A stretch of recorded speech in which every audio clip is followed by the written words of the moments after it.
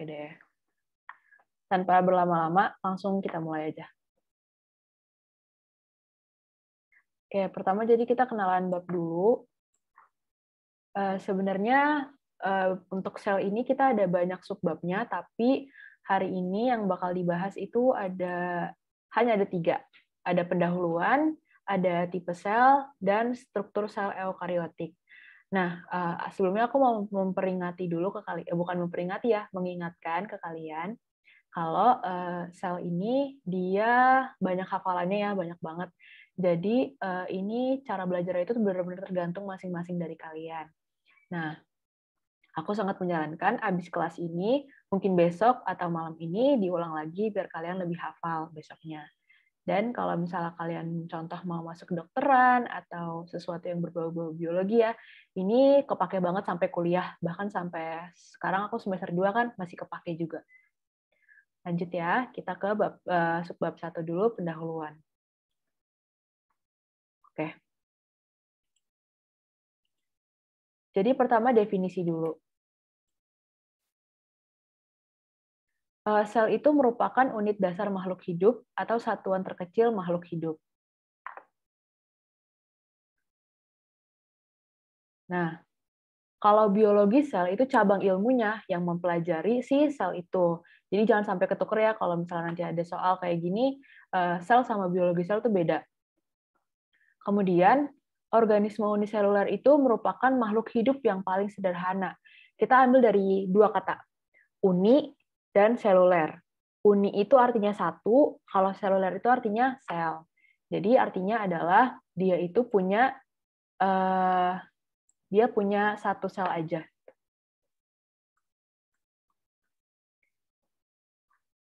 Oke, kita lanjut ya. Nah, kemudian ada teori sel, yaitu teori sel yang modern yang sekarang dipakai ya. Nah, sel itu menyusun semua makhluk hidup. Ya toh, kita semua itu tersusun dari sel. Aku, binatang, kucing, anjing, terus tumbuhan itu semuanya kalau misalnya kita lihat ya, kita potong tuh tumbuhan, kita lihat batangnya itu tersusun dari sel-sel. Nah, terus sel kita dengan sel tumbuhan, dengan sel bakteri itu beda-beda ya. Kemudian sel juga bisa muncul dari sel lain. Nah, nanti aku bakal ngasih lihat ke kalian kalau misalnya bakteri sama prokariot itu sebenarnya bakteri sama mitokondria itu dia punya struktur yang mirip gitu. Nanti kalau zaman dulu tuh katanya sih ya bilangnya itu adalah sebenarnya awalnya bakteri itu tuh dari mitokondria gitu. Dan sel adalah tempat berlangsungnya reaksi kimia. Apa aja? Ada anabolisme, ada katabolisme. Bedanya apa anabolisme sama katabolisme? Kalau anabolisme itu, dia itu menggabungkan. Nah, kalau bahasa lainnya adalah membuat kali ya. Kalau katabolisme itu, dia memecah gitu. Kemudian, sel itu adalah unit dasar kehidupan. Jadi kalau misalnya nggak ada sel, nggak bakal ada kita, nggak bakal ada tumbuhan yang kita makan, nggak bakal ada ayam yang kita makan, dan sebagainya. Lanjut ke sejarah. Nah, ini kita sambil cerita aja ya. Kalau misalnya mau dicatat, silahkan. Kalau kecepatan, langsung bilang ya. Jadi pertama itu, sel itu ditemukan sama yang namanya Sir Robert Hooke. Nah, ini dia mukanya, Bapak Robert Hooke. Nah, awalnya itu, kalau yang aku pelajarin sih ya, katanya dia itu lagi mabuk-mabukan. Terus dia ngantongin tutup bir. Nah, kalau dulu zaman dulu kan tutup birnya tuh pakai kayak gabus gini ya. Aku nggak tahu sih kalau sekarang. Tapi kalau zaman dulu tuh pakai kayak gabus gini kan. Terus dia bosen tuh. Akhirnya dia ngeliat ke mikroskop. Nah, pas dilihat, ternyata tutup bir itu dari tanaman. Lihat deh. Dia tuh mikir, wah ternyata bagus banget, ternyata dia tertata sangat rapi, tersusun sangat rapi. Nah, dari situ muncullah teori sel, bahwa semua struktur kehidupan disusun oleh sel. Jadi Bapak Robert Hooke inilah yang memunculkan teori sel ini ya, semua struktur kehidupan disusun oleh sel. Lanjut, kemudian ada yang namanya Bapak Anthony van Leeuwenhoek. Ini dia orangnya. Jadi ceritanya dia itu ngantongin, dia dipanggil the father of microbiology. Nanti kalau misalnya kalian belajar microbiology, kalian bakal ketemu Bapak ini lagi. Jadi zaman dulu tuh emang gencar-gencarnya banget mikroskop ya. Nah, ceritanya dia tiba-tiba punya gigi, nggak tahu gigi siapa, tapi dia tiba-tiba punya gigi aja. Nah, si gigi ini dia lihatlah tuh di bawah mikroskop.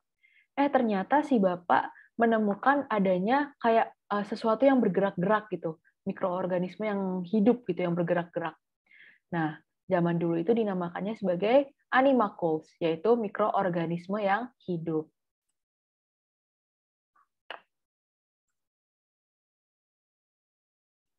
Oke. Lanjut. Kemudian ada Schleiden dan Schwann. Jadi kedua bapak ini itu dia yang satu seorang botanis ya. Bapak Schleiden itu seorang botanis dan dia yang mengamati tumbuhan. Berarti tadi dia mirip-mirip lah sama Robert tuh.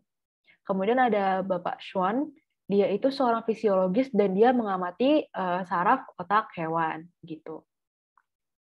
Kalau misalnya aku sih ya paling sering nemuinnya itu yang di soal-soal itu Robert Hooke dan Anthony van Leeuwenhoek gitu. Oke, subbab 1 selesai, kita lanjut ke tipe sel. Sekarang kita lihat dulu perbedaannya ya. Jadi di sini itu ada 2 tipe. Ada eukariotik, ada prokariotik. Sebenarnya ada lagi namanya eukaria, tapi dia itu bisa dibilang masuk ke prokariot. Jadi bedanya apa? Inti dari perbedaannya itu adalah di nukleusnya, di membran intinya. Kalau eukariot itu, dia punya membran inti. Tapi kalau prokariot, dia nggak ada membran intinya.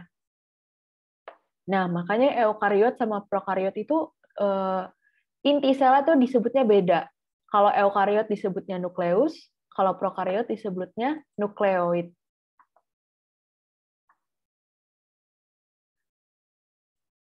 Nah, ini dia. Ini sebenarnya agak ribet ya ngelihatnya antara eukariot dan prokariot. Tapi bisa kita lihat di sini, kita lihat dulu ininya, lihat nukleusnya ya. Ini nukleusnya tuh bulat gitu. Ini nukleosom dan materi genetik itu semua ada di sini. Sedangkan kalau prokariot, dia ini nukleusnya tuh kayak materi genetiknya tuh kayak ya udah gitu kemana-mana gitu, nggak jelas. Nah, disebutnya itu adalah nukleoid. Tapi dia nggak acak-acakan banget gitu ya, dia masih terstruktur, cuma nggak terstruktur si eukariot ini gitu. Oke, lanjut. Nah, ini dia perbedaan yang lebih enaknya ya dilihatnya ya. Jadi kalau prokariot itu ini ada beda organismenya. Kalau prokariot itu tadi yang aku bilang dia bakteri, kemudian kalau eukariot itu sisanya protista, fungi. Fungi itu kalau mau gampang mikirnya jamur kali ya. Kemudian hewan, kemudian tumbuhan itu eukariot. Kemudian kalau letak DNA prokariot, ya lihat ya prokariot, dia di sitoplasma, dia ngambang-ngambang nggak ngerti di mana gitu. Tapi kalau eukariot, dia itu ada di nukleus nih di sini, tertata rapih ya, gitu. Kemudian bentuk DNA-nya dia ini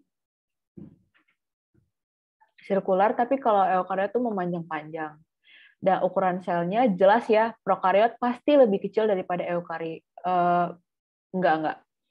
Kemudian metabolismenya, kalau prokariot itu bisa anaerob dan aerob. Nah, catat nih, bedanya anaerob sama aerob adalah kalau anaerob dia tidak membutuhkan oksigen. Kalau aerob dia membutuhkan oksigen. Oke. Kemudian organelnya kalau prokariot sedikit atau bahkan tidak ada. Ya kan, dia kelihatan nih, dia nggak rame gitu di dalamnya. Tapi kalau eukariot itu rame dalamnya, ada nukleus, ada mitokondria ya, ini mitokondria.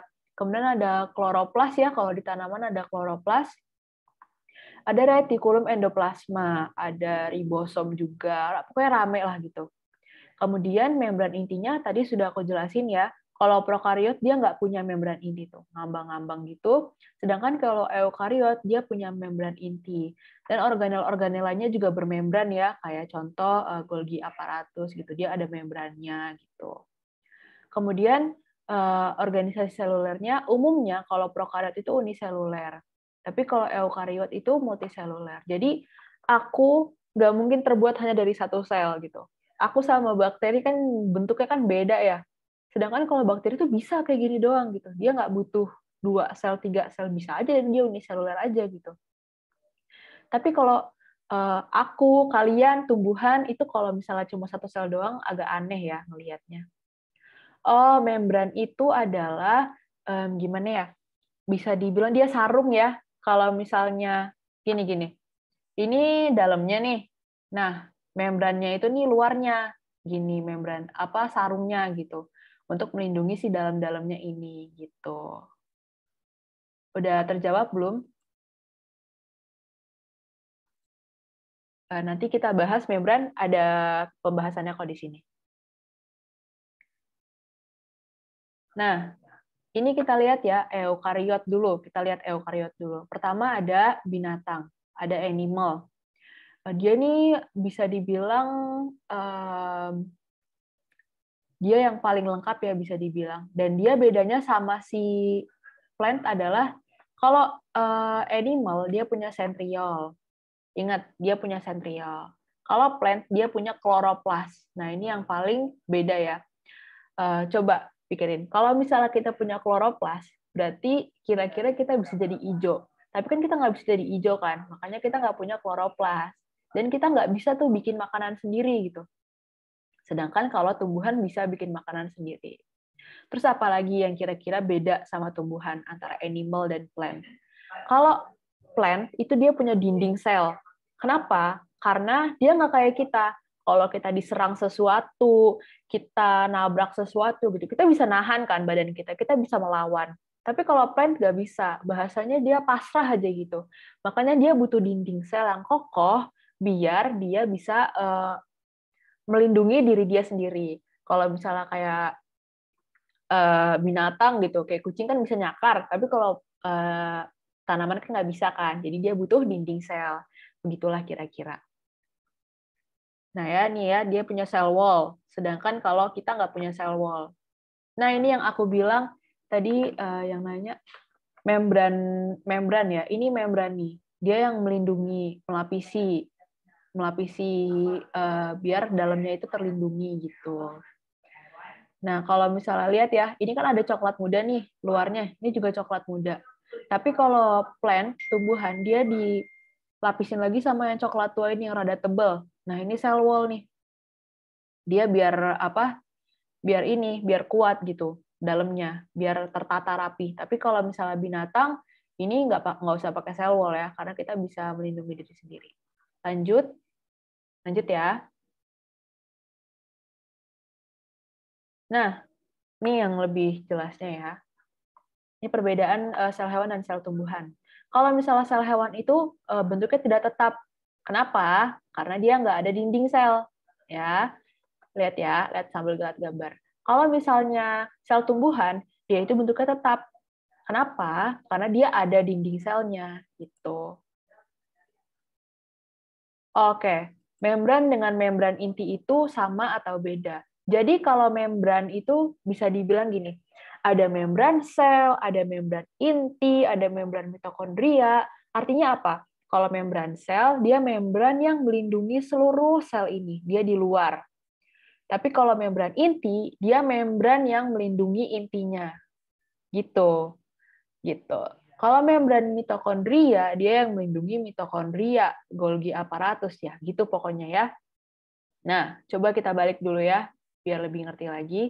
Kita lihat, kalau si nukleus yang di eukariot, dia ini punya membran, makanya dia terstruktur rapih, bulat gitu.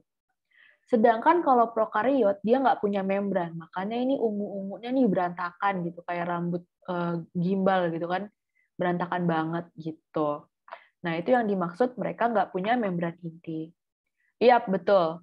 Berarti membran itu bisa dibilang lapisan pelindung. Benar-benar. Dia lapisan pelindung. Dan benar banget nada fungsinya itu memang untuk melindungi organ-organ di dalamnya gitu. Kalau misalnya mau lebih ngerti lagi, sebenarnya ini nggak benar ya, tapi membran kita itu adalah kulit gitu. Terus organela itu di dalamnya otot, tulang, dan lain-lain gitulah. Oke, lanjut ya. Tadi kita sampai eukariot. Kita ulang ya. Kalau misalnya sel hewan, dia itu bentuk selnya tidak tetap karena dia nggak punya dinding sel. Sedangkan kalau sel tumbuhan, dia itu bentuknya tetap karena dia ada dinding sel. Nih ya, ini sel tumbuhan, dia ada dinding sel, makanya bentuknya kotak. Terserah sih bentuknya apa, tapi pokoknya tetap gitu, rapih gitu, kokoh. Kalau sel hewan bentuknya bisa berubah-berubah karena dia nggak ada si dinding selnya. Kemudian kalau sel hewan dia punya organel lisosom. Nah, dia ini berfungsi untuk mencerna zat sisa, makanan atau zat asing. Kalau sel tumbuhan itu dia nggak ada. Kemudian dia punya sentriol, yaitu berperan dalam proses pembelahan sel. Kalau tumbuhan tidak ada. Nih, pembelahan sel itu sebenarnya nggak akan aku bahas hari ini, tapi pembelahan sel itu penting banget ya, apalagi kalau misalnya teman-teman yang masih tumbuh gitu, itu pembelahan sel itu sangat diperlukan gitu. Jadi nanti kalau misalnya teman-teman mau makin tinggi atau makin gendut gitu, ini pembelahan sel ini sangat diperlukan ya. Dan sel hewan tuh punya sentriol, kalau tumbuhan nggak ada. Kemudian sel hewan nggak ada plastida, sedangkan sel tumbuhan ada plastida.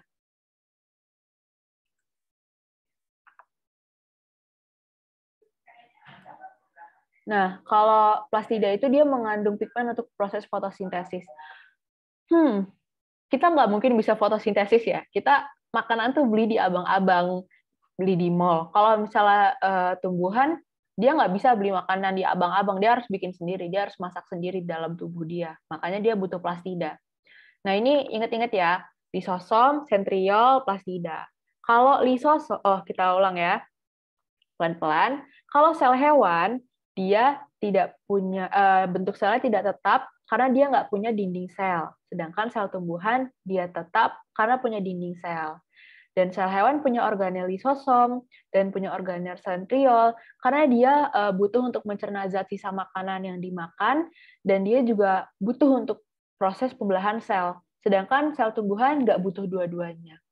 Nah, karena sel tumbuhan butuh fotosintesis untuk makan, dia punya plastida. Sedangkan kalau sel hewan, karena nggak fotosintesis, dia nggak ada plastidanya. Kita lanjut ke prokariot ya. Nah, ini dia. Ini yang aku bilang. Jadi, rata-rata prokariot itu punya buntut. Kalau misalnya kalian pastilah ya pernah lihat ikan ya.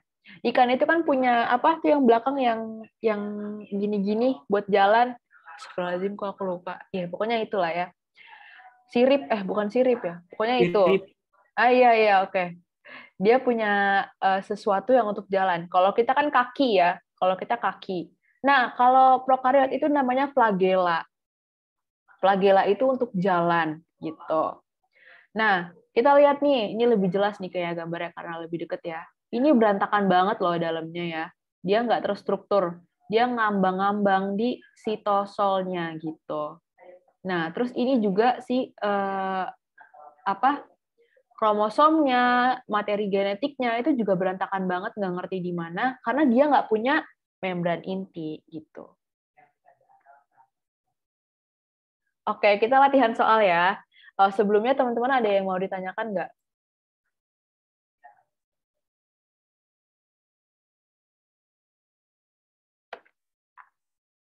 Oke, kita latihan soal dulu. Kalau misalnya mau nanya habis latihan soal nanti aku jawab. Boleh ditanya di chat, boleh private. Kita latihan soal ya. Nomor 1. Aku memiliki zat yang membuat diriku berwarna hijau.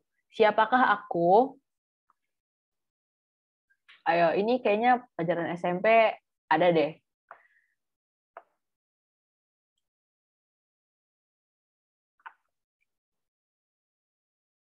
B, Kak. Oke. Semua pada B ya.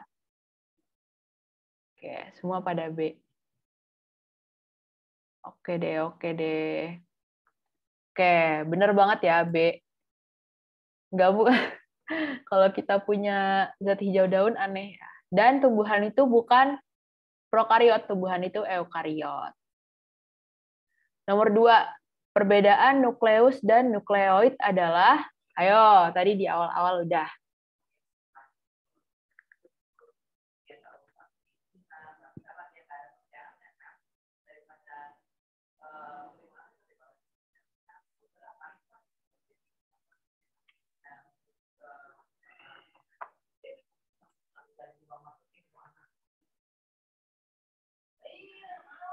Oke, udah pada jawab ya?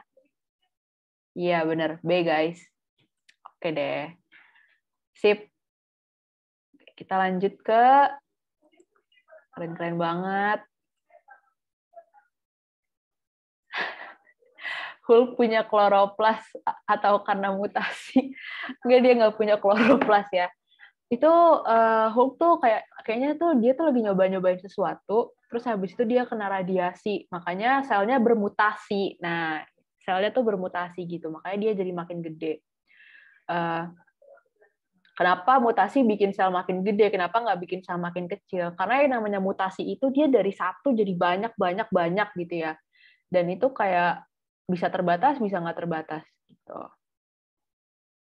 Ada pertanyaan lagi. Ada nggak, Kak, persamaan mitokondria dengan kloroplas? Ada. Karena si kloroplas ini juga menghasilkan ATP ya, dan mitokondria juga menghasilkan ATP. Tapi kalau misalnya dibaca-baca lagi, si kloroplas ini lebih ke yang menghasilkan zat hijau daun ya. Kalau mitokondria dia fokus ke respirasi sel, energi gitu-gitu. Terus ada lagi yang nanya, Kak, kenapa prokariotik butuh flagel? Oke, jadi gini. Bentar, kok nggak bisa dilihat. Nah, ini ya. Oh, ini aja. Si prokariot ini dia tadi udah aku jelasin kalau misalnya dia itu rata-rata itu uniseluler. Dia satu sel doang. Jadi dia nggak mungkin kelihatan punya kaki, punya tangan kayak kita, nggak kelihatan gitu. Makanya dia butuh ini, flagel untuk bergerak. Contohnya ya, aku kasih contoh bakteri gitu. Bakteri itu kalau misalnya dia mau nempel ke kita, nempel ke sel kita gitu, dia itu butuh flagel untuk lari-lari gitu. Dia butuh flagel untuk lari-lari ke sel kita nempel. Nah, dia nempelnya nih pakai ini, pakai bulu-bulu ini nih nempelnya. Namanya fimbriae. Jadi, kita ulang ya. Contohnya adalah bakteri. Si bakteri ini butuh flagel untuk nyamperin sel kita. Untuk nyamperin sel kita, terus nanti dia nempel pakai bulu-bulu yang namanya fimbriae. Gitu.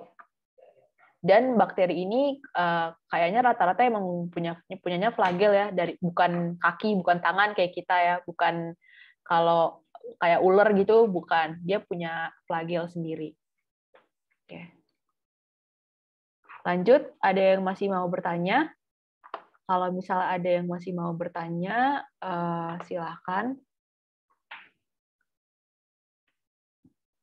Kak, maaf, boleh bertanya? Boleh, boleh.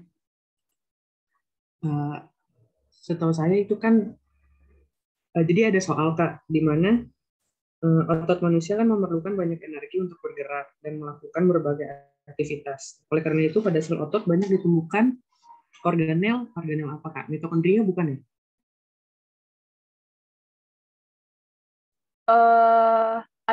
Pilihannya ada apa aja? Ada RE halus nggak? Adanya, iya, ada retikulum endoplasma halus. Bentar. Kayaknya jawabannya RE halus deh. Nah, itu nanti bakal Kenapa aku... Kak? Oke. Ini pas banget ya. Ini ada di struktur sel eukariotik. Ini kayaknya yang terakhir deh kita. Cepet banget ternyata. Mau aku bahas sekarang atau nanti sekalian? Nanti aja Kak, nggak apa-apa sekalian. Oke, sekalian ya. Tapi itu jawabannya kemungkinan besar RE halus. Oke, lanjut ya. Struktur sel eukariotik. BTW guys, jadi hari ini nanti bakal fokus ke struktur sel eukariotik. Prokariotiknya bakal kita bahas minggu depan. Jangan lupa ikut ya.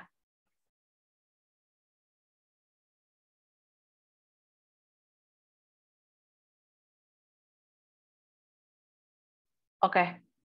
Komponen utama dari struktur eukariotik ini ada 3. Ada nukleus. Nukleus ini yang tadi aku bilang ya, yang ini yang bulat, dan dia ini paling besar. Kemudian ada sitoplasma. Sitoplasma ini nih, yang ngambang-ngambang gini, ini dalam-dalamnya ini sitoplasma ya. Kemudian ada membran sel. Nah, ini membran sel ya, dia yang melindungi sel. Kalau membran inti, dia yang melindungi inti. Gitu. Lanjut. Oh, nggak bisa.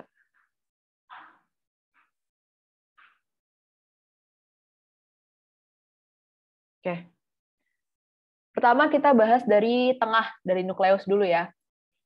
Jadi dia ini tadi udah bilang dia organel terbesar yang memiliki DNA ya. Dia di dalamnya itu ada banyak banget materi genetik. DNA kita tuh semua ada di sini.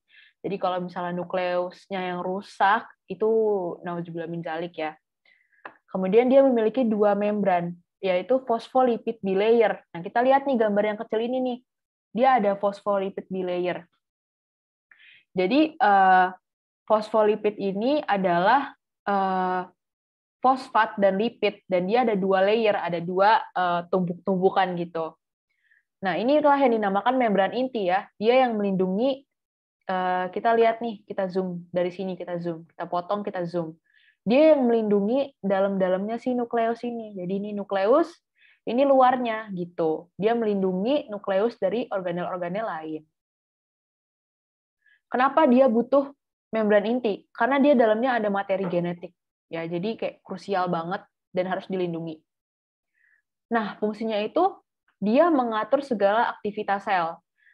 Kemudian ada pertumbuhan dan perkembangan, dan replikasi dan sintesis. Nah, ini replikasi, sintesis gitu dibahas nanti kayaknya ada deh kelasnya. Itu apa ya nama kelasnya nanti? Cell cycle, siklus sel mungkin ya nanti ada. Nah, dia mengatur segala aktivitas sel, kenapa? Ya tadi, karena dia punya DNA di situ. Ya, semua sifat kita, apa cara berpikir kita, semua apa itu semua ada tersimpan di DNA. Mungkin bisa dibilang DNA itu kayak library kita kali ya, semuanya ada di situ. Terus dia ini, nukleus tuh ini semua nih, yang satu bulat. Dalamnya dia punya anak lagi, namanya nukleolus. Jadi luarnya nukleus, dalamnya nukleolus. Dan dia nggak punya phospholipid bilayer gitu. Dia nempel kan sama nukleus. Jadi dia nggak punya membran pelindung lain. Dia ya udah nempel aja gitu. Dan dia berfungsi untuk sintesis RNA. Kemudian nanti ada yang namanya rRNA. Nah dia nanti jadi ribosom. Nah yang terjadi di sini tuh apa aja? Ada 4. Ada transduksi atau pengantaran, diferensiasi atau perubahan, degradasi atau penghancuran, dan transkripsi. Kayak agak membingungkan ya, kita coba jabarin lagi. Ini dia nukleolus. Dia tuh menghasilkan 3 jenis RNA. Kan tadi sebelumnya aku jelasin kalau dia menghasilkan RNA. Nah, RNA-nya itu ada 3 jenis. Dan dibikinnya menggunakan enzim RNA polimerase. Apa aja jenis RNA-nya? Ada mRNA atau messenger. Yang namanya messenger, Line Messenger, WhatsApp Messenger, itu dia mengirim informasi. Informasinya apa? Berupa kodon. Dari mana? Dari DNA. Untuk siapa? Untuk ribosom. Nanti ribosom bakal make itu semua untuk sintesis protein. Oke? Jadi ujung-ujungnya semua ini untuk sintesis protein. Sintesis itu artinya pembuatan ya, menghasilkan protein. Kemudian rRNA, artinya ribosomal. Dari namanya aja ya, ribosom. Ribosom, berarti dia membuat ribosom, dia yang merakit ribosom. Kemudian ada tRNA, T itu transfer. Nanti dia yang translasi kodon nanti dibawa sama mRNA. Gitu. Oke, pelan-pelan kita ulangin lagi. Jadi si nukleolus membuat 3 jenis RNA menggunakan enzim RNA polimerase. Ada messenger RNA yang mengirim informasi berupa kodon dari DNA ke ribosom, nanti ribosom pakai untuk sintesis protein. Kemudian ribosomal RNA untuk membuat ribosom. Kalau transfer RNA itu translasi kodon yang dibawa ke mRNA. Oke. Nah, nanti kan tadi si rRNA membuat ribosom kan. Ribosom yang udah jadi atau mungkin setengah jadi, dia kan mengandung tRNA dan mRNA ya untuk nanti dia keluar tuh. Nih lihat, ada yang namanya nuklir por atau apa ya? Kalian tahu komedo kan? Nah, komedo atau pori-pori. Nah, pori-pori. Nanti si ribosom ini keluar dari pori-pori ini menuju ke sitosol untuk sintesis protein gitu. Jadi nanti ceritanya dia membuat organel yang namanya ribosom, nanti ribosomnya keluar ke sini, nanti ngambang-ngambang deh di sini-sini gitu ya. Oke? Oke. Nah, apa sih kromatin itu? Kromatin itu ada di dalam sini, ada di dalam nukleus. Ya gitu. Dia ini bagian inti sel yang menjadi tempat si kromosom. Nah, kromosom itu apa? Kromosom itu kayak DNA yang digulung oleh binding protein. Binding itu artinya gabung ya, binding, nempel, gabung, ya mirip-mirip itu. Nah, binding proteinnya berupa apa? Ada yang protein histon, ukurannya besar, dan protein non-histon, ukurannya kecil. Nah, ini histon nih yang ini nih. Ini histon ya, guys. Kemudian jumlahnya kalau protein histon tuh dikit. Kalau protein non-histon tuh banyak. Nah, tugasnya tuh apa? Kalau protein histon tuh menggulung kromosom, tapi kalau non-histon dia sambil memperbaiki kromosom yang rusak.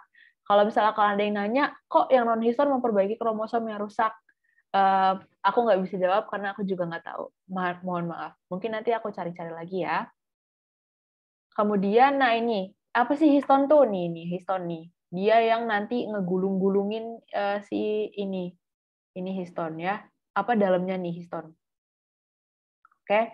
Nah, ini semua dibilang sebagai nukleosom. Sorry, ada yang nanya. Kak, yang protein non-histon tadi yang mana? Kayak aku nggak kasih lihat deh di sini. Aku coba cari gambarnya dulu sebentar.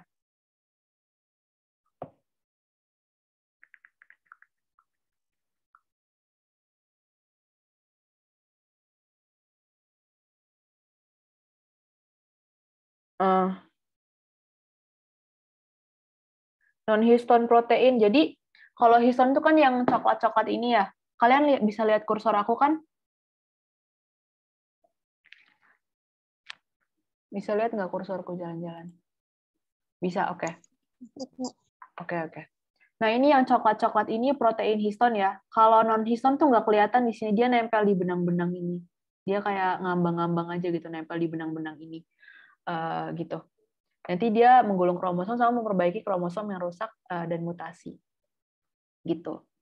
Oke, bisa dibilang ini nih histon yang merah, kuning, ungu, hijau. Nah, kalau protein histon nanti dia nempel di benang-benangnya gitu, di sini-sini. Nah, ini semua namanya satu kesatuan ini nukleosom ya. Ini nukleosom, ini nukleosom. Ini nggak usah dilihat dulu ya guys, ini lebih susah. Nah, ini dia kromosom. Jadi si nukleosom ini nanti digulung-gulung terus gulung sampai akhirnya jadi si kromosom ini gitu. Kak mau tanya bedanya nukleus sama nukleolus itu apa ya, Kak? Oke. Jadi bedanya nukleus sama nukleolus itu adalah kalau si nukleus itu dia ini yang gede. Dia ini yang gede. Ini perut ibu. Ini perut ibu. Si nukleolus ini adalah bayinya. Jadi ceritanya dia lagi hamil. Si nukleus hamil. Hamil siapa? Hamil nukleolus gitu. Sekalian kita ulang ya. Si nukleolus itu nanti dia menghasilkan RNA.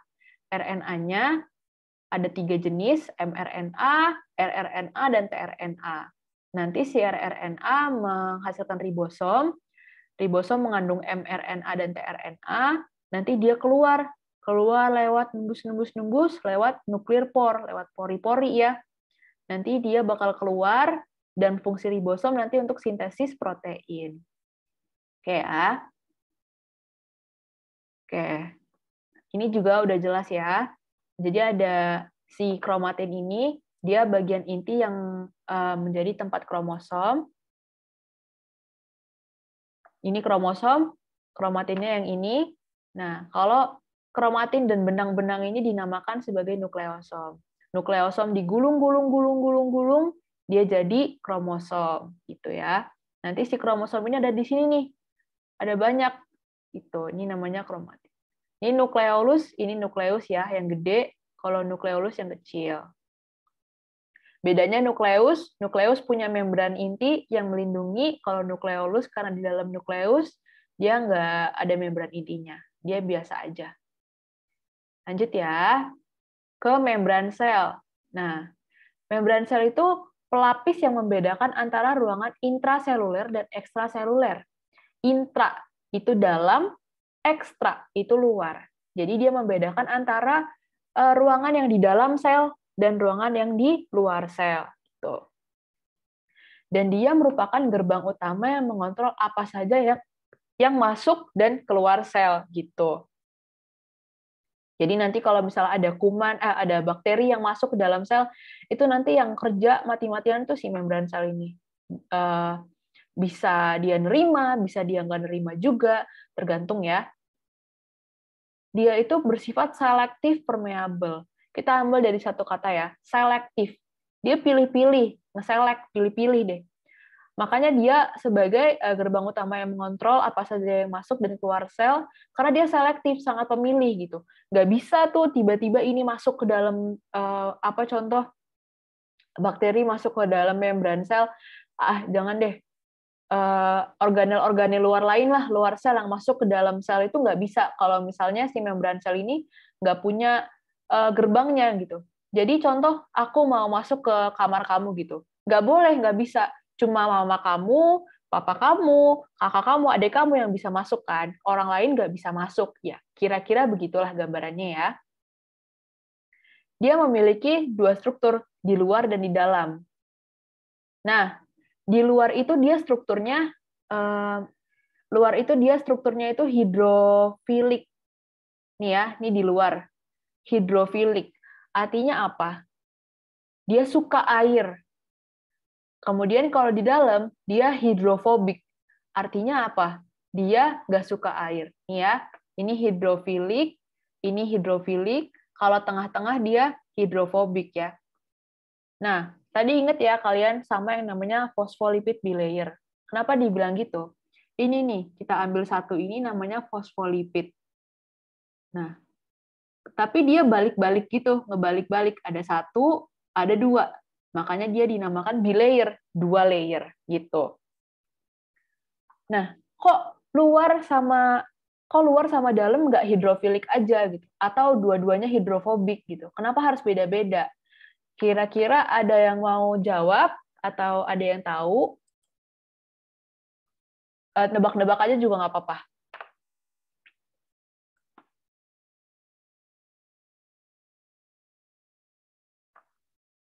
Ya, aku asumsikan nggak ada yang tahu ya. Kalau misalnya ada yang tahu bisa coba di chat. Jadi, kenapa bisa gitu? Karena si luar sel ini adalah tubuh kita itu banyakkan air. Kalian tahu kan kalau tubuh kita itu dominan terbuat isinya adalah air. Makanya si sel ini harus suka sama air luarnya. Gitu. Jaketnya harus suka sama air. Karena dia bakal ngambang-ngambang di seluruh tubuh kita. Jadi dia harus berenang melewati air-air. Kalau dia takut air, nggak bisa dong, nggak bisa gitu. Iya, nanti jadinya bengkak juga ya. Terus dalamnya juga hidrofilik, yang di sini dalamnya hidrofobik. Kenapa? Ya tadi udah dijawab sama teman kalian. Terus di sini juga ya, ini kan luar sel, ini dalam sel, ini tengah-tengahnya tempat lewat.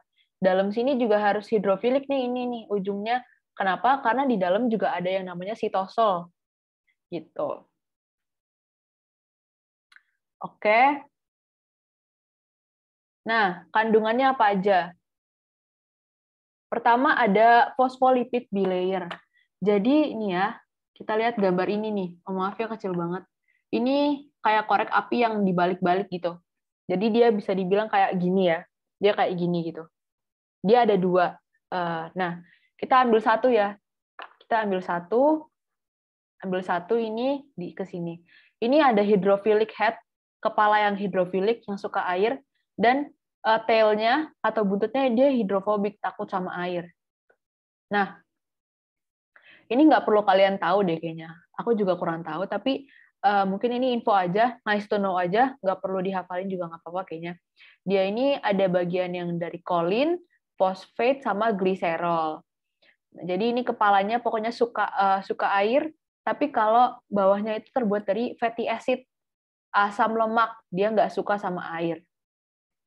Nah, terus dia terbuat dari protein juga. Ada protein integral dan protein periferal. Nah, ini protein yang kayak apa ini? Terong ya mungkin ya. Ini kayak terong gini. Integral protein itu dia menempel pada dua fosfolipid kayak gini nih integral protein ya. Tapi kalau periferal dia hanya di salah satu doang kayak gini di ujung ini nih. Ini periferal ya. Jadi kalau misalnya yang integral protein dia itu menempel pada keduanya, kedua fosfolipid. Kalau yang periferal dia nggak menempel sama keduanya, dia menempel hanya di ujung aja, satu aja. Oke. Lanjut ke glikoprotein dan glikolipid. Bedanya apa glikoprotein dan glikolipid? Jadi kalau glikoprotein ini apa ada yang nanya ya? Dan kalau dua-duanya hidrofobik, maka sel akan mengkerut dan mengalami disfungsi. Oh iya ya. Iya benar-benar. Lanjut ya. Jadi kalau glikoprotein ini ada protein yang nggak ada hijau-hijaunya. Ini ya, ini protein yang nggak ada hijau-hijaunya. Sedangkan ini ada protein yang ada hijau-hijaunya. Nah ini yang dinamakan sebagai glikoprotein. Hijau-hijau ini adalah karbohidrat yang terbuat dari glikolipid. Glikolipid ya, ini glikolipid namanya. Jadi ini si protein, ini karbohidrat digabungin jadi glikoprotein. Kalau ini protein aja gitu. Oke ya. Fungsinya apa? Dia itu ada di luar membran. Nih biasanya dia di luar membran untuk mengenali bakteri atau virus. Jadi bisa dibilang dia itu sebagai gerbangnya ya, dia sebagai gerbangnya. Dan dia yang memilih-milih gitu. Tapi ada juga kok yang bisa masuk langsung ke sini gitu, langsung masuk gitu, bisa. Tapi hanya beberapa molekul-molekul aja. Oke, kita ulang. Dia terbuat dari fosfolipid bilayer. Ini satu korek api, ini dua korek api. Jadi dia ada kayak dua korek api gitu yang saling berbalik-balik. Kemudian bagian kepalanya itu hidrofilik, bagian kepalanya ya, yang hitam. Kalau bagian ekornya dia hidrofobik, dia nggak suka air. Kemudian ada integral protein, yaitu protein yang menembus dua-duanya, yang ada di dua-duanya, dua lipid, dua fosfolipid. Tapi kalau peripheral protein, dia hanya di salah satu saja. Dia nempel di satu saja. Kemudian ada glikoprotein, yaitu adalah protein yang ditempelkan oleh karbohidrat. Gitu. Yang fungsinya untuk mengenali bakteri atau virus. Nah, fungsinya apa aja? Tadi teman kalian ada yang udah jawab ya. Mungkin nggak Kak, dia itu fungsinya sebagai pelindung. Iya benar. Dia itu perlindungan terhadap bahaya lingkungan. Jadi dia yang melindungi dalam selnya itu gitu. Kemudian menjaga integritas sel, membentuk sel juga, membentuk penghalang antar sel dan lingkungan ya, lingkungan luar dan sel. Kemudian memungkinkan pengangkutan zat tertentu yang masuk dan keluar sel karena mempunyai sifat selektif permeable. Jadi dia pilih-pilih ya, siapa aja yang boleh masuk, siapa aja yang nggak boleh masuk. Ini mereka semua nih yang milih-milih. Kita lanjut ya. Kalau permeable itu apa, Kak? Kenapa? Arti permeable itu apa, Kak? Bentar. Aku nggak tahu arti bahasa Indonesianya yang benar-benar. Sebentar dulu ya. Aku coba bantu cari.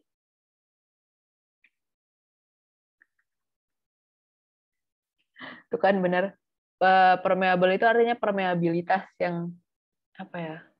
mungkin bisa ditembus kali ya. Dia bisa ditembus gitu. Bahasa Indonya mungkin yang bisa kamu ngertiin, dia itu bisa ditembus gitu. Jadi selektif permeable, selektif pilih-pilih permeable bisa ditembus. Jadi siapa aja yang nembus dia itu dipilih-pilih sama si membran sel ini. Sudah paham belum? Oke, Kak. Paham, Kak. Terima Oke kasih. deh. Oke. Lanjut. Kita ke sitoplasma. Jadi sitoplasma itu adalah cairan yang berada di antara membran plasma dan nukleus. Ya.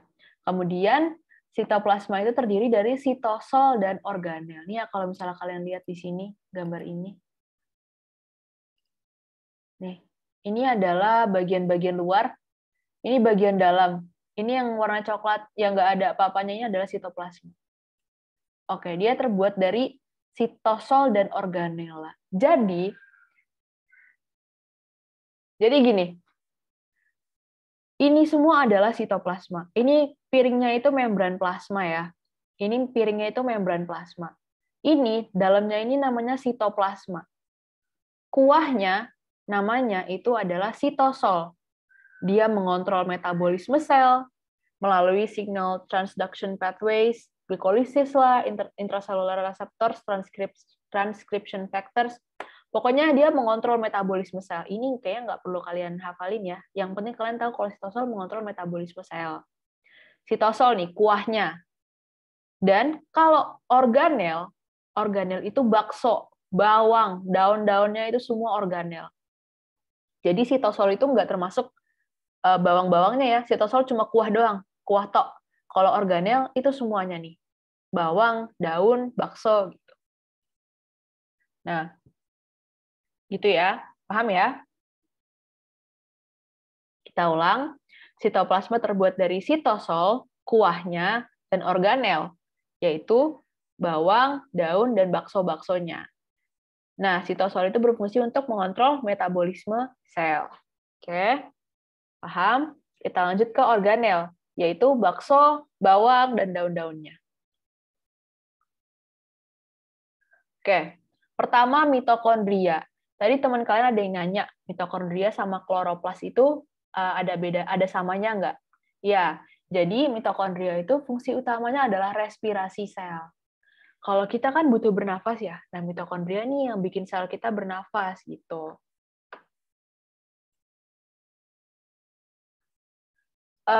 Jadi sel itu harus bermetabolisme apa ya? Kalau misalnya kita mungkin bisa dibilang kita harus kentut, kita harus BAB apa-apa. Nah kalau sitosol sel juga dia nanti perlu ngeluarin zat-zat sisa gitu atau organel yang rusak gitu. Jadi metabolisme itu maksudnya gitu. Gimana? BAB versi sel, pipis BAK versi sel, kentut versi sel itu diatur sama sitosol gitu. Udah terjawab belum?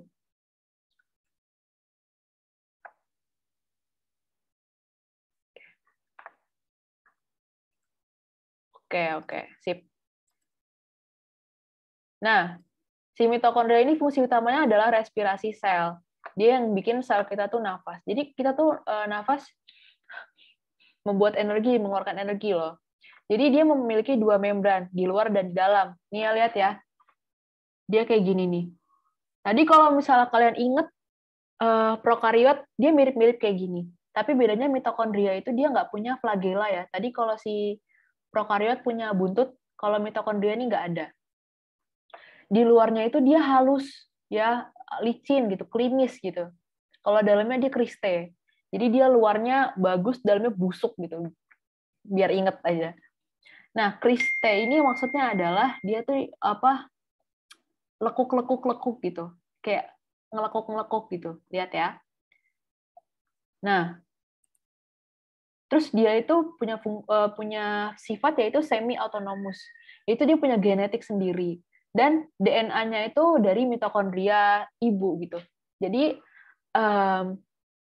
yang nanti ditransfer sama ibu tuh mitokondrianya tuh sama, bisa gimana ya? Sifat dari mitokondria itu sama, DNA-nya itu dari ibu. Jadi kita nggak bakal nerima DNA mitokondria dari ayah, tapi dari ibu kita aja gitu. Aku nggak ngerti juga itu kenapa bisa kayak gitu ya. Kemudian kriste ini, lekuk-lekukan ini, dia itu dibuat meliuk-meliuk biar semakin luas. Kalau misalnya usus gitu, usus kan dia sebenarnya panjangnya tuh belasan meter loh guys, panjang banget. Tapi dia dibuat meliuk-meliuk biar muat kan jadi satu. Padahal dia luas, sama kayak kriste. Jadi dia dibuat meliuk-meliuk ini biar luas. Kemudian dia menghasilkan, nah dialah yang menghasilkan ATP. Gimana caranya? Melalui fosforilasi oksidatif dan transport elektron. Ini mungkin kalian perlu tahu namanya aja sekarang. Nanti kalau misalnya kalian mau tahu gimana caranya, kalian bisa request ke aku nanti di Telegram ya. Nanti aku jelasin di pertemuan berikutnya. Kemudian dia mendegradasi fatty acid atau asam lemak.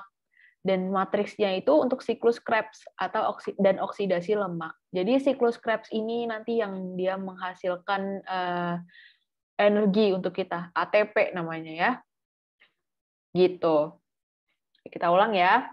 Jadi mitokondria memiliki bagian luar yang halus dan dalam yang berliuk-liuk atau kriste. Dia dibikin berliuk-liuk biar luas.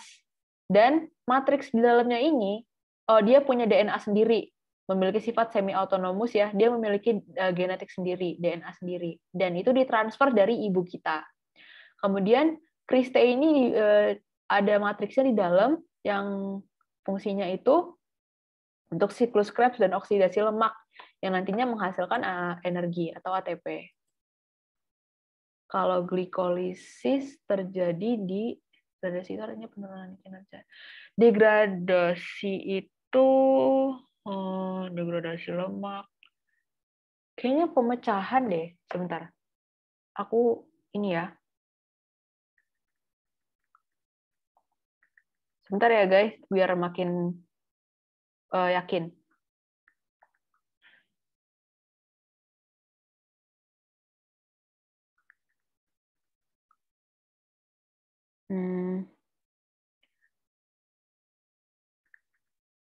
Degradasi adalah kemunduran, penurunan. Oh iya benar. Kalau dari KBBI dia kayak pengurangan, kemunduran gitu-gitu. Iya benar. Benar, Mizan benar. Tidak. Kalau glikolisis terjadi di mana? Dia di matriks mitokondria. Glikolisis terjadi di sini ya. Oke. Ingat ya, nanti kalau misalnya ada soal, apa yang punya DNA sendiri gitu. Terus dari ibu, jawabannya adalah si mitokondria gitu. Lanjut ke ribosom. Nah, ribosom ini terbuat dari rRNA dan protein. Tadi ya, rRNA itu ribosomal RNA. Dia fungsinya membaca hasil transkripsi dari mRNA atau namanya translasi. Translate, membaca, bisa lah kayak gitu, diingatnya. Dan dia ada subunit besar dan subunit kecil. Kayak ini ya, subunit besar dan subunit kecil, kayak gini nih. Ini subunit besar, ini subunit kecil. Nah, jenisnya ada apa aja? Ada 2. Ada ribosom bebas dan ribosom terikat. Kalau ribosom bebas, dia untuk sintesis protein dan dipakai sendiri. Dan si ribosom bebas ini dia mengambang-ambang di sitosol. Dan kumpulannya itu namanya polisom. Polisom.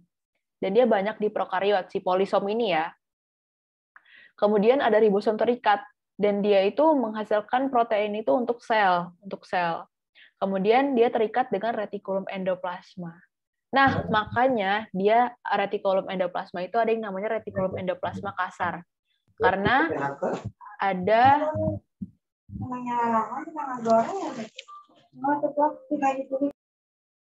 Oke, maaf bocor ya tadi. Karena ada ribosom yang nempel, makanya dinamakan retikulum endoplasma kasar. Oke. Ulang ya. Jadi, ribosom itu terbuat dari ribosomal RNA dan protein. Fungsinya itu translasi, yaitu membaca hasil transkripsi dari messenger RNA. Kemudian ada subunit besar, yang ini, yang kayak kolak, kemudian ada subunit kecil. Nah, jenisnya ada apa? Ribosom bebas, untuk sintesis protein dipakai sendiri, dan dia mengambang-ambang di sitosol, tapi kalau ribosom terikat, dia sintesis protein untuk sel, dan dia terikat nempel di retikulum endoplasma ya, ininya yang biru, retikulum endoplasma. Sekarang kita maju ke, nah, protein-protein dan zat lain yang disintesis oleh RE dan ribosom nanti akan keluar dari vesikel. Kita coba ke retikulum endoplasma. Fungsi utamanya semua retikulum endoplasma itu sintesis lipid. Lipid itu lemak. Kemudian sintesis membran protein. Tadi kan protein ada membran ya. Nah, itu. Kemudian sintesis protein yang sebelum disekresi. Sekresi itu dikeluarkan. Nah, ini tadi RE kasar. Lihat, RE kasar tuh yang ini, yang ada manik-maniknya, yang ada kismisnya. Itu adalah RE kasar. Dia ditempati ribosom ya di permukaannya. Lihat ya, yang manik-manik orange-orange ini nih, ini adalah ribosom.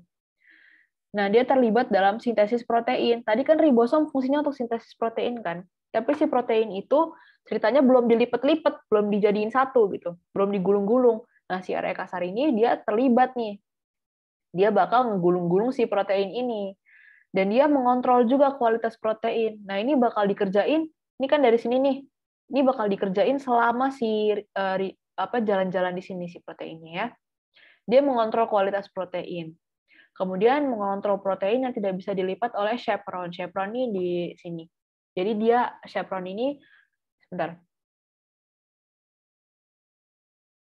Jadi si chaperone ini itu bagian dari ribosom dan dia fungsinya itu untuk melipat protein gitu. Jadi ini untuk pengetahuan umum kalian aja ya. Jadi ada penyakit yang namanya emfisema, dia di paru-paru. Iya, dia di paru-paru. Jadi ceritanya si protein ini nggak di-folding gitu. Protein ini nggak di-folding, akhirnya dia timbullah penyakit yang namanya emfisema. Dia terjadi di paru-paru. Kemudian dia mengumpulkan protein hasil sintesis ribosom sebelum dikirim ke Golgi apparatus. Jadi nanti habis ini kita bakal bahas Golgi apparatus. Oke. Kemudian ada yang namanya smooth RNA nih, yang kayak kalau misalnya kalian nonton SpongeBob ya, kayak kerang-kerang yang ada bulut-bulutnya gitu, itu adalah RNA halus. Dia sintesis hormon steroid. Nah, hormon steroid ini sangat penting ya untuk kita, apalagi untuk teman-teman yang masih puber. Pokoknya dia menghasilkan hormon-hormon yang kayak hormon seks lah ya. Dia menghasilkan hormon-hormon yang penting, hormon steroid ini. Kemudian sintesis lipid atau lemak, tentu saja kita butuh lemak.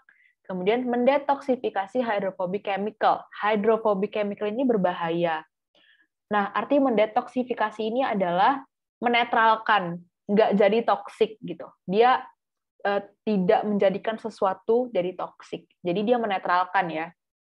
Kalau ada racun, ini RNA halus yang bekerja nih. Dan dia pemecah larut lipid. Dia terdapat di sel hepatosit atau dia di hepar. Nah, hepar atau hati itu hepar ya. Hepar itu dia itu fungsinya itu kan kalau kalian tahu dia menetralkan racun yang datang dari makanan ya. Nah, mirip-mirip nih sama RNA halus. Dia menetralkan racun. Makanya RNA halus banyak di hepar. Kemudian dia ada di sel otot. Nih yang tadi ada yang nanya RNA halus itu banyak di sel otot. Jadi gini ceritanya. Jadi dia itu mengontrol pengeluaran kalsium. Kalsium ini sangat dibutuhkan untuk kontraksi otot. Jadi ceritanya ada yang namanya, ini belum kita pelajarin tapi nggak apa-apa ya, tadi ada yang penasaran. Ada yang namanya myofibril. Dia itu nanti masuk ke subbab sitoskeleton ya. Jadi si kalsium ini bakal nge-trigger retikulum sarkoplasma. Kemudian nanti si sarkoplasma nge-trigger si myofibril. Nanti si myofibril bakal kontraksi dan relaksasi si otot. Ribet banget ya penjelasan gue ya. Tapi pokoknya si kalsium ini nanti yang bakal keluar saat kontraksi otot ya. Dan si RH halus ini dia mengontrol si pengeluaran kalsium itu gitu. Jadi kalau misalnya ditanya dia banyak di mana, dia banyak di hepar untuk menetralkan racun dan di otot untuk mengontrol pengeluaran kalsium. Tadi kayaknya ada yang on mic mau nanya ya? Iya Kak, maaf saya mau tanya Kak. Iya. Sebelumnya makasih udah dijawab tentang yang sel otot itu. Terus saya mau nanya, di sini kan fungsi dari RH halus itu ada dia kalau nggak salah menetralkan racun ya Kak ya? Iya. Nah, kalau misalkan bagian dari badan mikro yang si peroksisom itu, dia juga menetralkan racun bukan Kak? Atau dia sama-sama punya fungsi yang sama? Benar banget, benar banget. Dia itu, tapi si peroksisom itu nanti sebenarnya nih abis ini banget ya. Jadi ada yang namanya Golgi apparatus. Dia bakal ngeluarin vesikula. Kayak gini nih, vesikel nih, bulat-bulat gini. Jadi mereka transfernya itu dalam bentuk vesikel. Nah, si peroksisom itu adalah salah satu bentuk vesikel yang dikeluarkan oleh Golgi apparatus. Dan dia itu fungsinya untuk apa ya? Katalisis. Dia menghancurkan racun gitu. Gitulah. Mirip-mirip juga sama RE halus, tapi bedanya adalah kalau RE halus ya dia emang di sini. Tapi kalau peroksisom itu dia bisa dibilang hasil buangan gitu. Udah terjawab belum? Oke Kak. Terus untuk katalisis si racun itu, racunnya itu punya spesifik racun atau semua racun bisa dikatalisis? Kalau yang aku tahu dia si ini aja sih, hydrophobic chemical. Gini tulisannya. Aku tulis di chat H2O2. Duanya itu kecil ya. Gitu. Oke, Kak. Itu yang aku tahu ya. Maaf Kak. Ini mau nanya lagi Kak sedikit. Ya, Di boleh. sini kan si RE ini fungsinya juga sintesis lipid gitu ya Kak. Iya. Nah, selain itu ada sintesis protein juga yang sebelum disekresi. Tapi kalau untuk sintesis karbohidrat itu dia di organel RE juga atau gimana Kak? Karbohidrat, sebentar. Iya. Dia di ini Golgi apparatus next, abis itu dia sintesis karbohidrat. Oke, makasih ya Ra. Oke, lanjut. Kita lanjut ke Golgi apparatus. Oke, lihat dulu gambarnya nih. Nih, lihat ya, ingat-ingat. Ini ada vesicle. Dia keluar dari sini ya. Dia keluar. Nah, dia masuk ke sini. Masuk ke Golgi apparatus gitu. Dia masuk. Nah, si Golgi apparatus bisa kalian lihat ya, strukturnya juga meleok-leok gini. Ini namanya cisterne. Nah, ini bungkusannya ya. Kemudian dia memiliki membran sendiri, ya toh? Dia memiliki membran sendiri ini untuk melindungi dia. Kemudian dia ada 3 jalan. Ada cheese itu masuk, cheese phase, dia masuk ke sini. Kemudian median itu di sini ya, tengah-tengah masuk. Kemudian ada trans, yaitu tempat keluarnya. Ini aku salah deh, harusnya ini tempat keluar, ini nyebrang. Jadi cheese masuk, si vesikelnya masuk lewat mukanya si cheese, kemudian dia jalan di median, kemudian dia keluar dari trans. Nah, fungsinya itu apa? Dia untuk membungkus protein. Jadi nih, si protein ini yang keluar nih udah kebungkuskan. Kemudian menyortir protein dari RE. Jadi si RE protein yang digulung-gulung sama si RE ini, dia dikeluarin dalam bentuk vesikel ke Golgi apparatus. Kemudian disortir lagi, diberesin lagi, pokoknya apa beres di sini, di Golgi apparatus. Dan dia itu nanti sintesis karbohidrat juga ya. Nih yang tadi, siapa yang nanya tadi? Mizan yang nanya. Ya gitu. Kemudian berarti sintesis karbohidrat itu dia di organel kompleks Golgi ya Kak? Iya, betul. Oke, makasih Kak. Oke. Nanti hasilnya akan keluar lewat trans ya, dalam bentuk vesikel. Jadi sama. Pokoknya ini mereka bakal keluaran tuh dalam bentuk vesikel gitu. Bahkan ketika ini semua ini keluar dari membran dari sel, dari semua sel ini, dia harus dalam bentuk vesikel juga gitu. Oke. Kita ulang, Golgi apparatus. Jadi si vesikel yang dari retikulum endoplasma dia masuk ke muka si cheese-nya si Golgi apparatus, kemudian lewat sambil disortir proteinnya, sambil dia bikin karbohidrat juga lewat median, kemudian dia keluar dari trans ya dalam bentuk vesikel. Nah, nanti dia keluarnya gimana gitu? Gimana bentuk keluarnya? Nanti dia bakal jadi lisosom atau jadi peroksisom. Nah, kalau lisosom itu apa? Lisosom itu dia vesikel besar dan dia mengandung enzim hidrolitik. Nih yang harus kalian garis bawahi, enzim hidrolitik. Kemudian kalau peroksisom, dia vesikelnya yang berisi enzim oksidatif. Fungsinya untuk oksidasi, gitu ya. Oke. Nah, ini dia.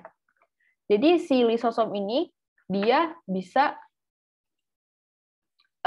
berupa autofagi nanti keluarnya atau fagositosis. Kita bahas dari fagositosis. Kalau fagositosis itu, bentar ya. Salah. Harusnya ini degradasi. Jadi kalau fagositosis itu bahasanya adalah dia makan gitu, makan. Jadi ceritanya si sel utuh dan partikel-partikel besar, jadi dia partikel-partikel besar ya, nanti dia keluar gitu. Food vacuole gitu bahasanya ya. Tapi kalau misalnya ada lagi yang namanya endositosis itu untuk makromolekul terlarut. Dua-duanya ini dinamakan sebagai degradasi. Ini degradasi ya. Kemudian ada autofagi. Autofagi itu degradasi organela yang rusak. Kalau tadi ini makan-makan, minum-minum, tapi kalau ini degradasi organela yang rusak. Nah, tadi siapa? Ada yang nanya juga, peroksisom itu dia katalisis H2O2. Dia racunnya itu H2O2. Kemudian dia degradasi fatty acid dan dia banyak juga di hati ya kalau peroksisom. Gitu. Oke.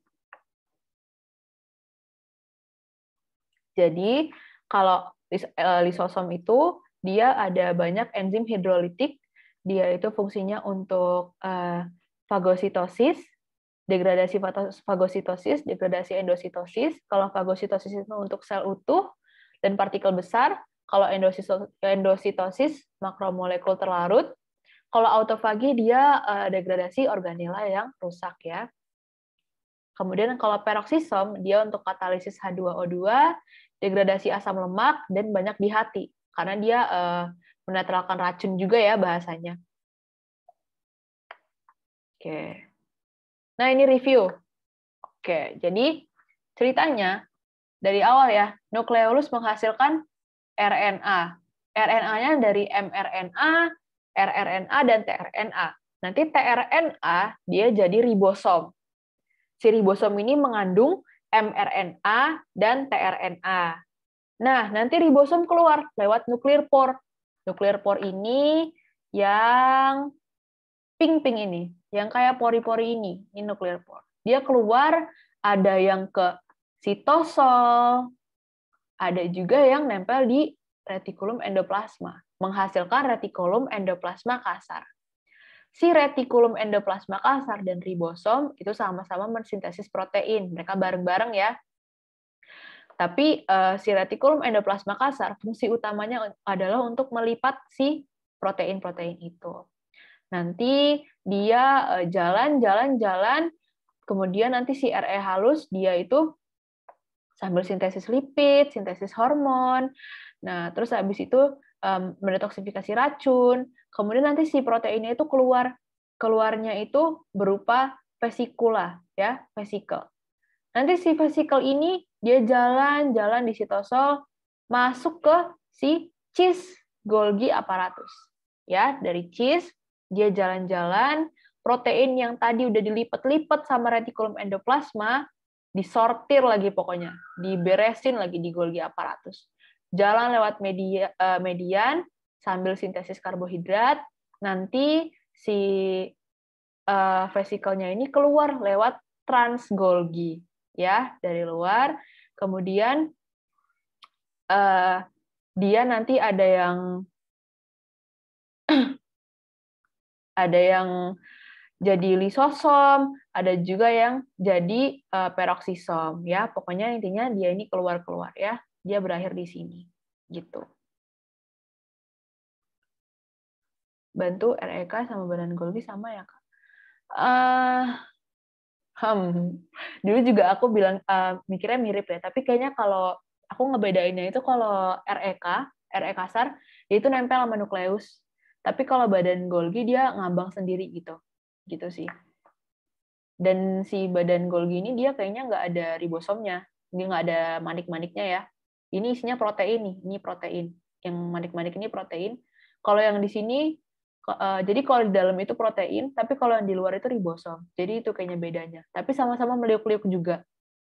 Agak membingungkan ya awal-awal emang.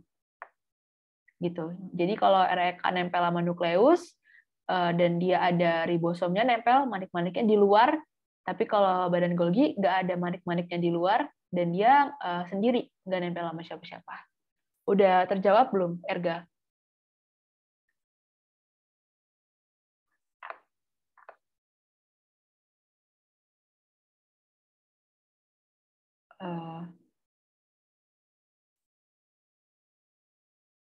Ini gimana ya? Lanjut aja.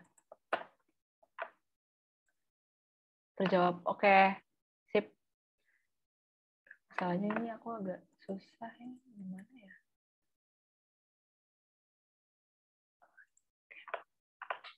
Kita coba lanjut. Nah, ini dia. Ini aku ambil dari buku kedokteran, nggak perlu kalian tahu semuanya, tapi kalau misalnya kayak ada soal hot gitu, mungkin ini bisa jadi sumber ya, sumber belajar. Nih. Oke, kita lanjut aja ya. Sudah mau jam 9. Nah, oke, latihan soal. Organel terbesar dari sel eukariot adalah retikulum endoplasma. Oke. Ada jawab yang lain? Oke. Oke, nukleus ya. Pada jawab nukleus. Jawabannya adalah jeng-jeng. Yap, betul. Nukleus. Lanjut ya. Kalau retikulum endoplasma dia nempel sama nukleus. Kalau nukleolus dia yang di dalam nukleus. Kemudian kalau mitokondria dia yang respirasi sel. Kalau Golgi apparatus dia sintesis karbohidrat, dia menyortir protein. Dia mirip retikulum endoplasma tapi dia sendiri, nggak nempel sama nukleus. 2. Aku punya DNA sendiri dan DNA aku diturunkan dari ibu. Siapa aku? Oke. Ada lagi.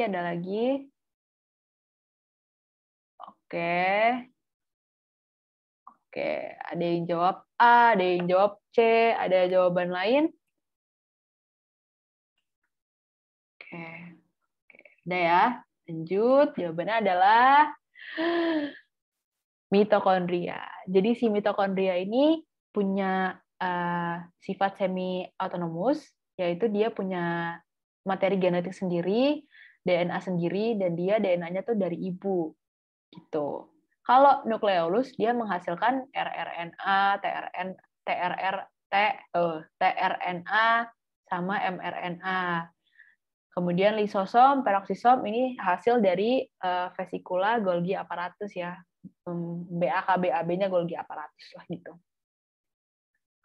Lanjut, aku mensintesis protein untuk sel dan aku menempel pada salah satu organel sel. Siapakah aku? Wah, udah ada yang jawab. Ada lagi yang mau jawab? Oke.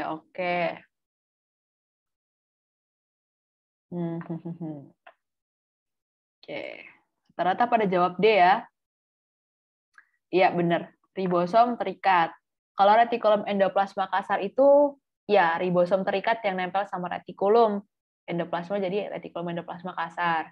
Kalau retikulum endoplasma halus justru nggak ada ribosomnya ya. Kalau mitokondria, dia sendiri, beda lagi. Yes, selesai. Teman-teman jangan lupa absen, tapi abis ini masih ada quizzes. Ditunggu sebentar ya. Kalau ada pertanyaan, karena udah malam, langsung tanya aja ke Telegram aku, nanti aku jawab secara pribadi, dan nanti aku jawab juga pas di kelas minggu depan. Oke. Dan foto-fotonya aku dapat dari Ruang Guru, Campbell, nah ini buku kedokterannya, Introduction to Human Physiology, dan Google. Kalau misalnya mau e-book, yang aku sangat menyarankan Campbell ya, karena dia kayak untuk semuanya, semua biologi. Kalau ini cuma manusia doang. Nanti bisa minta personal ke aku ada versi Indonesia sama bahasa Inggrisnya. Oke deh. Oke. Aku bagiin link quizisnya, sebentar dulu ya.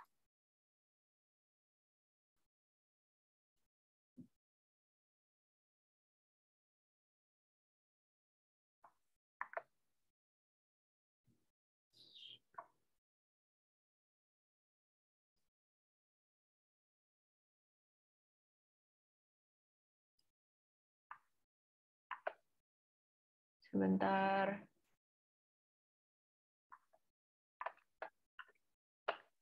Oke.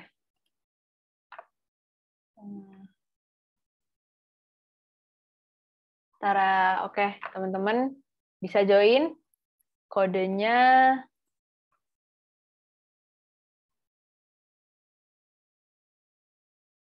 533927.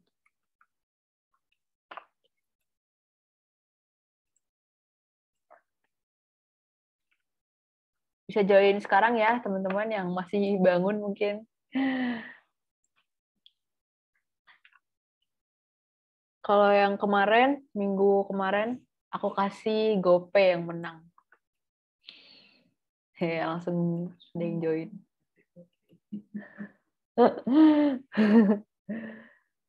Ayo guys, biar tidurnya nyenyak. Sebentar aja, cuma 5 soal. Aku tungguin dulu ya, sampai jam 20.55.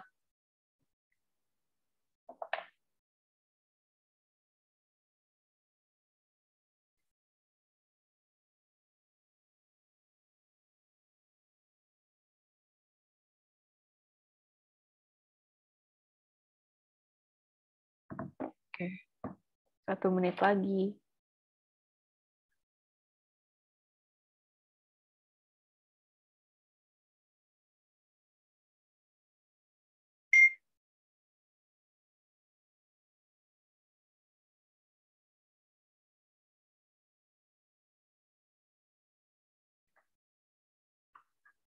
Oh, belum nih, masih 20.54. Maaf.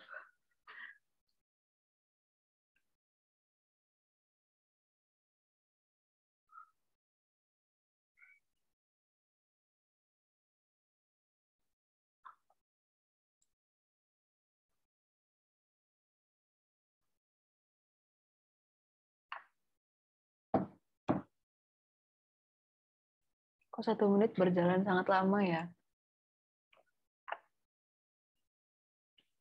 Udah 20 orang. Oke. Ini masih ada yang mau masuk lagi? Kalau enggak, aku start ya. 3, 2, 1. Siap.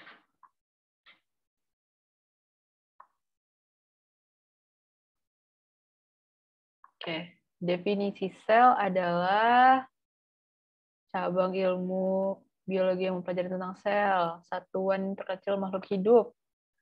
Makhluk hidup yang paling sederhana, tempat berlangsungnya reaksi kimia, penyusun semua makhluk hidup. Apa, ayo kira-kira? 3 orang lagi. Ingat ya, ini definisi sel. Definisi sel.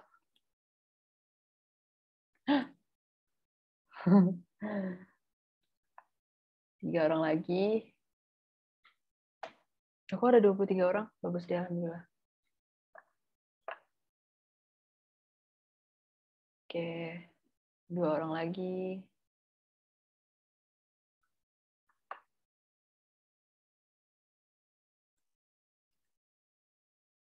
Time's up. Siapakah? Oke, jawabannya adalah satuan terkecil makhluk hidup ya. Kalau cabang ilmu yang mempelajari tentang sel itu adalah biologi sel. Makhluk hidup yang paling sederhana itu adalah uniseluler. Tempat berlangsungnya reaksi kimia ini teori sel. Ini ya, dua ini teori sel modern. Oke, kita lanjut. Next question.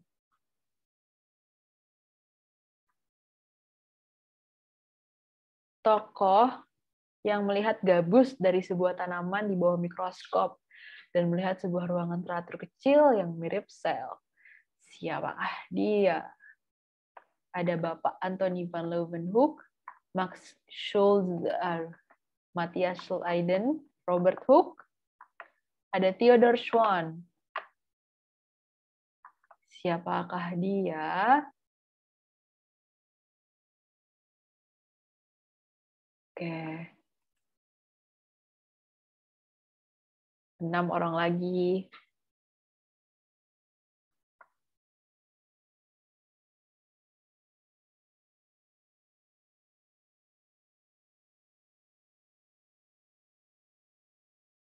Satu, dua lagi.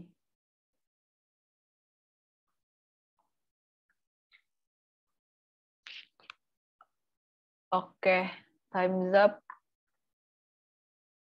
Mau lihat leaderboard. Wah, apa? Bayu. Ya benar, Robert Hooke. Jadi dia ceritanya apa dari botol tutup botol bir ya, dia liatin tuh di mikroskop. Ternyata ada sel dan akhirnya ditemukanlah teori sel. Lanjut, next question.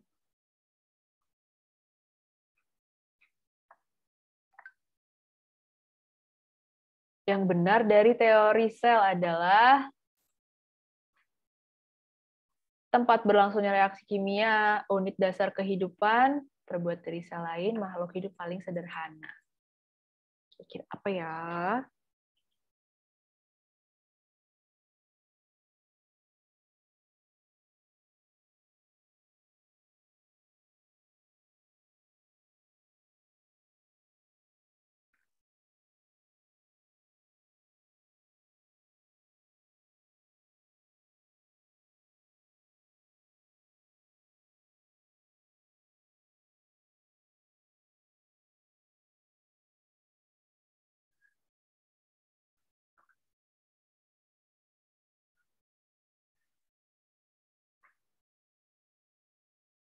Lima, 4, 3, 2, 1. Oke. Kita lihat siapakah dia. Immanuel Mizan Atika, 3 pertama. Oke, jawabannya 1, 2, dan 3 benar. Kita coba lihat. Tempat berlangsungnya reaksi kimia. Betul ya? Anabolisme dan katabolisme. Unit dasar kehidupan, terbuat dari sel lain. Benar ya? Makhluk hidup paling sederhana. Nah, ini salah. Dia ini adalah uniseluler. Oke? Kita next question. Ini yang ke-4.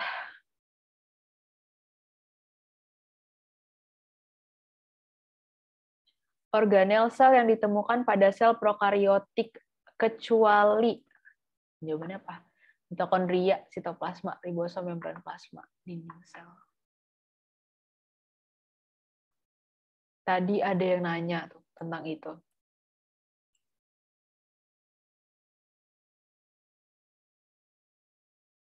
Oke.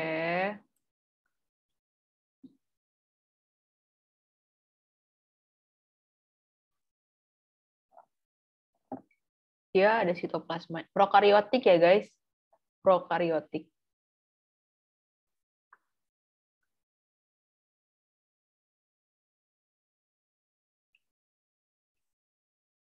Oke, udah 16 orang.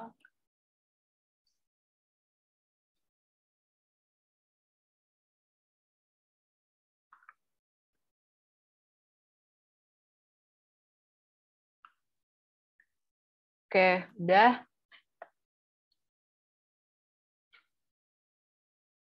Oke deh. 3. Oke, ada itu. Jadi jawabannya adalah mitokondria. Jadi ini prokaryotik guys, bukan sel tubuhan ya. Mungkin tadi aku lupa ya, dia tuh ada dinding sel karena dia nggak bisa melindungi diri sendiri ya. Dia selalu uniseluler. Maaf ya, aku lupa ngejelasin. Tapi kalau misalnya pakai rumus silang-silangan ya, dia ada sitoplasma, dia ada ribosom. Tentu saja kalau tidak ada ribosom dia nggak bisa sintesis protein dong, ya nggak sih? Terus ada membran plasma, pasti ya, semuanya ada membran plasma. Yang nggak semuanya ada itu adalah membran inti dan dinding sel, itu nggak semuanya punya. Oke, jadi jawabannya adalah mitokondria. Next question, terakhir. Ayo guys, ini lumayan. Perbedaan sel hewan dan sel tumbuhan. Oke. Ini agak panjang ya, jawabannya.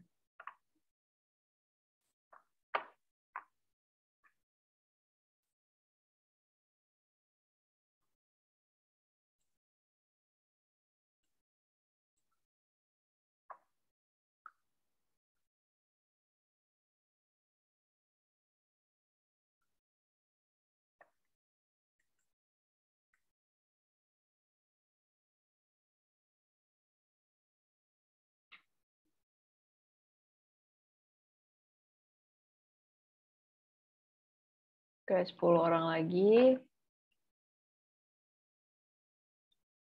8 orang lagi. 3, 2, 1. Wah, time's up. Leaderboard. Oke.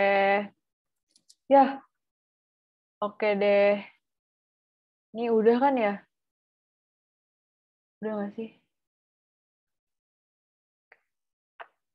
Oke. Ini gimana sih? Maaf, maaf.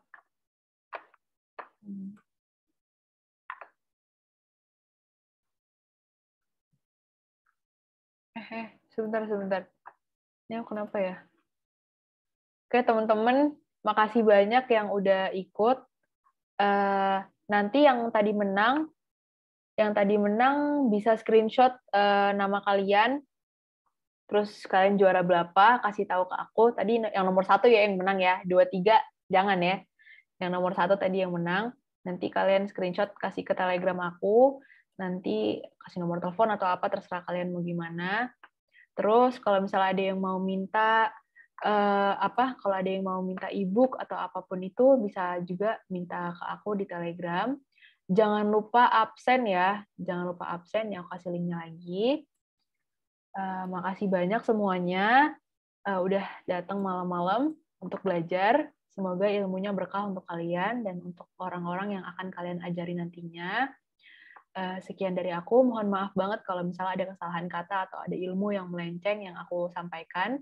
Kalau misalnya memang tadi ada yang salah, bisa kalian sampaikan ke aku biar aku benarkan lagi PPT-nya. Makasih banyak ya semuanya. Selamat malam. Wassalamualaikum warahmatullahi wabarakatuh. Kalau misalnya kalian masih ada yang mau ditanya, aku di Zoom sampai nanti udah pada keluar semua. Makasih semua. Selamat tidur. Waalaikumsalam. Terima kasih Kak Yasmin. Sama-sama.